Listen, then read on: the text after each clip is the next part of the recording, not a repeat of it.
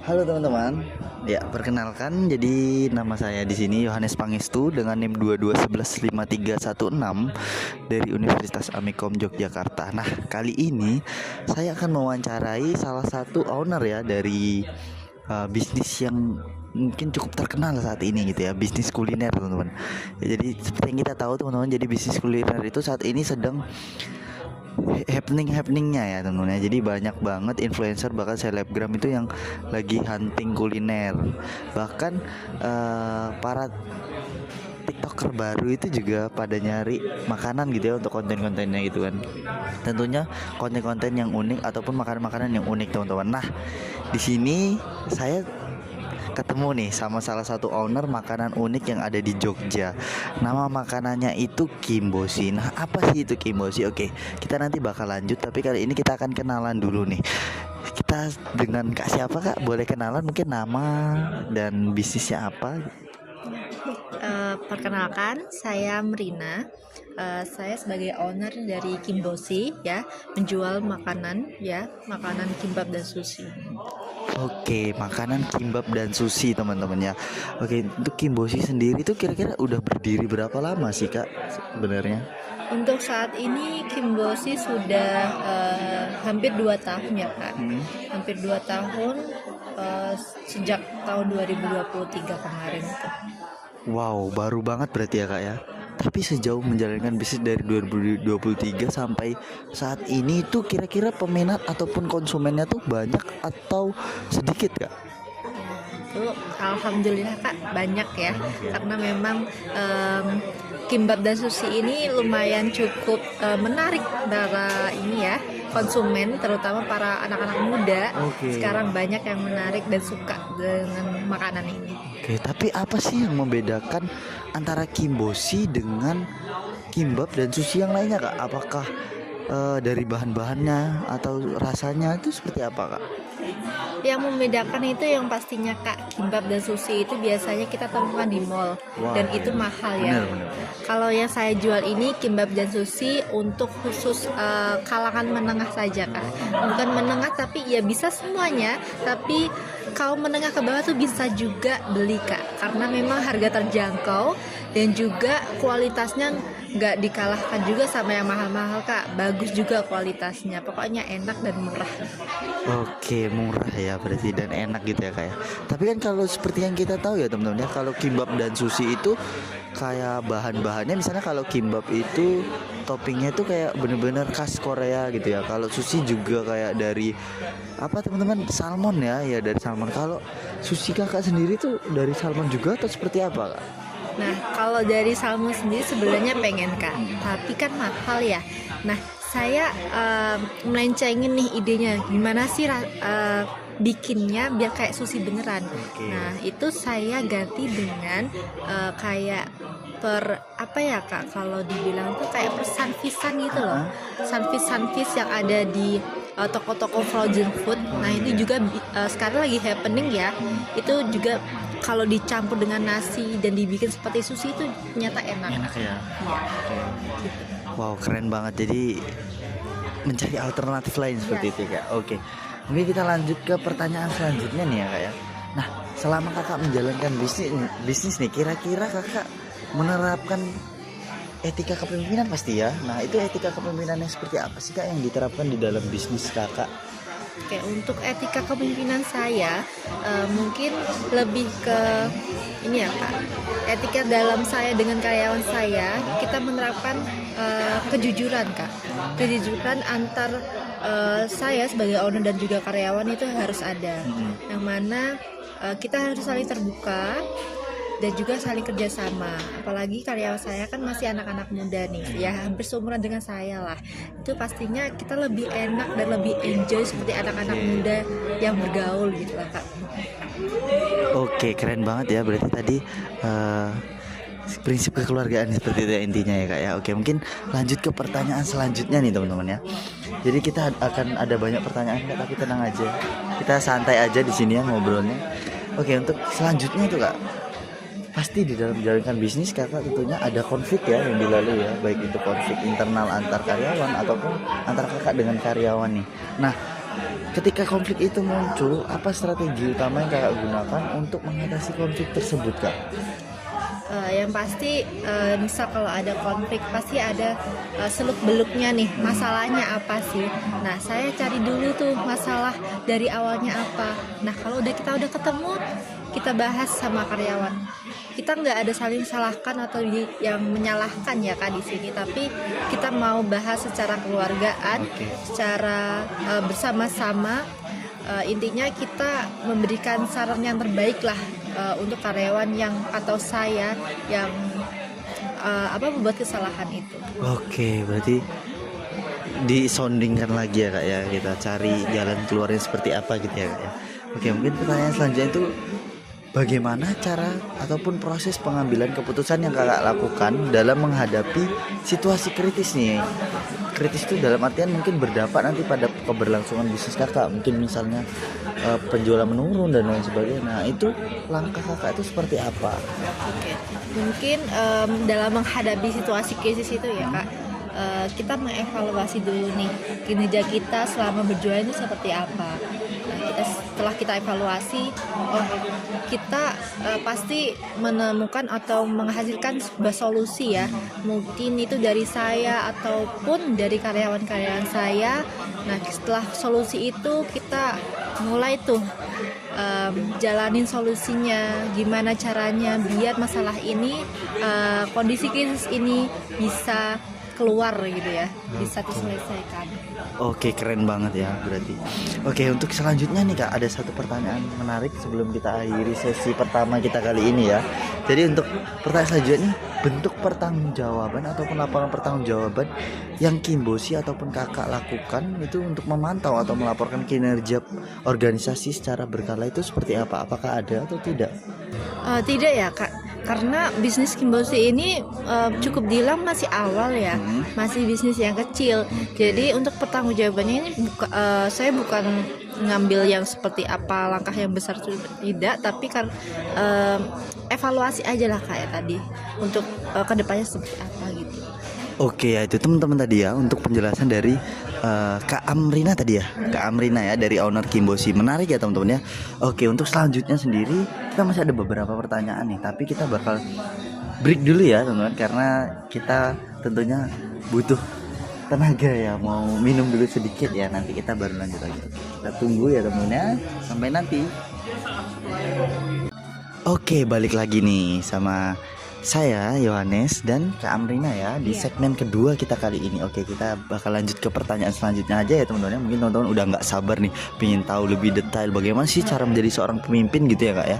Oke, untuk pertanyaan selanjutnya, tentunya ketika kita menjadi pemimpin tuh teman-teman, pasti kita adalah sedikit memberikan reward kepada karyawan ataupun orang yang bekerja kepada kita gitu ya, bener ya kak ya. Nah, untuk dari kakak sendiri terhadap Kimbosi itu apa bentuk mungkin reward yang kakak berikan kepada karyawan kakak di Kimbosi? Oh, tapi sebelumnya untuk Kimbosi ada karyawannya ya kak ya pastinya ya? Iya ada kak, ada karyawannya. Sekitar saat ini tuh kita sudah ada 6 ya. Wow, 6 orang karyawan. Banyak ya? Iya lumayan. Oke, keren banget teman-teman. Udah ada 6 karyawan loh, padahal baru 1 tahun berjalan. Oke.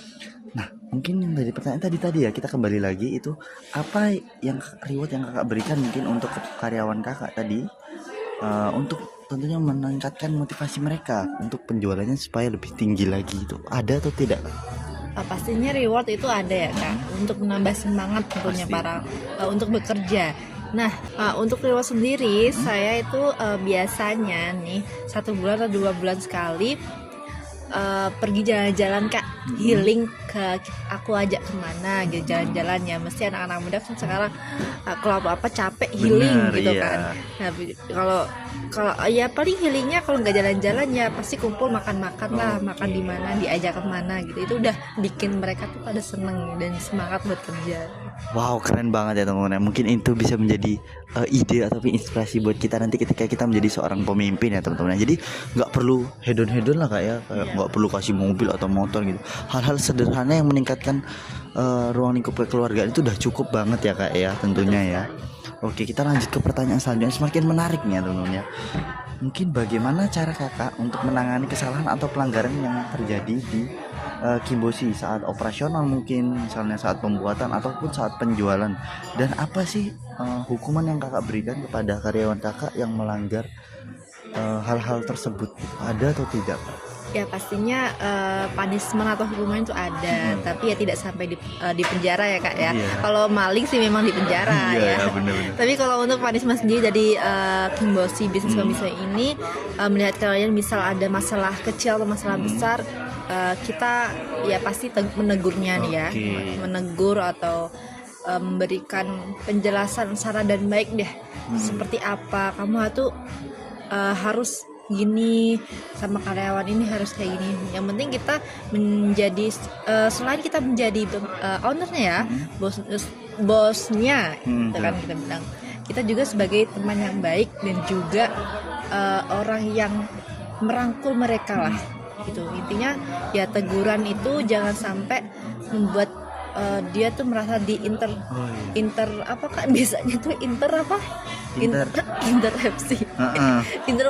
atau gimana ya, nyuruh gitu loh biasanya. Iya, kayak merasa dipaksa gitu perintah kan. gitu ya. Nah betul itu ya, mesti kita teguran itu bisa merangkul mereka menjadi jauh lebih baik daripada sebelumnya. Oke, keren banget. Jadi nggak perlulah hukuman push up ataupun sit up gitu ya kak ya.